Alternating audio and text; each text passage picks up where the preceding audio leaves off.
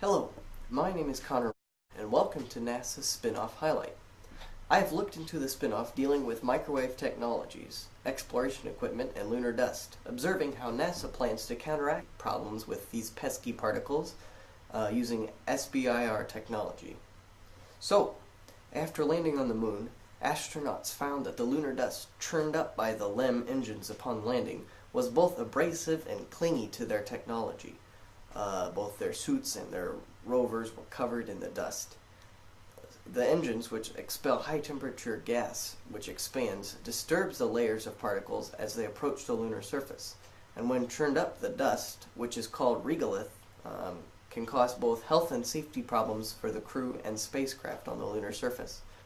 The Small Business Innovation Research Group, CereLink Incorporated, was given a NASA grant to solve this dusty problem. Using microwave technology, CereLink researchers heated a sample of regolith to 2,000 degrees Fahrenheit, a temperature hot enough to fuse the fine dust particles together. The resulting hard surface covers over the loose particles, which keeps them from being disturbed during the landing process. Now, the great part about this SBIR technology is that it can be attached to lunar exploration vehicles, which is part of the reason why NASA is looking into it. And these exploration vehicles use the devices to pave areas of the moon.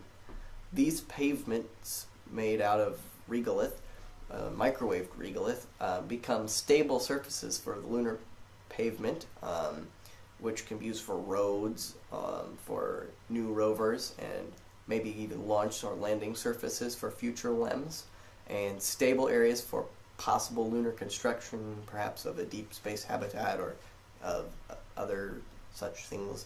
Above all of these, this process of hardening the regolith prevents it from being churned up by the exhaust of more rocket engines leaving or landing on the moon. Well, now for the spin-off. Apart from lunar exploration, this microwave technology is being used to test temperature-resistant plastics like polyethylene and polyester. According to the Spinoff article, it was also used in the manufacturing of carbon foam for transportation vehicles, like air and spacecraft, and by automobiles. This foam is formed by heating the components to a toasty 1800 degrees Fahrenheit. And this process was shortened by a week's time as the old methods of firing the foam were replaced by CereLink's microwave technology. CereLink has also envisioned using their product in manufacturing electrical components for future technology and other devices as well.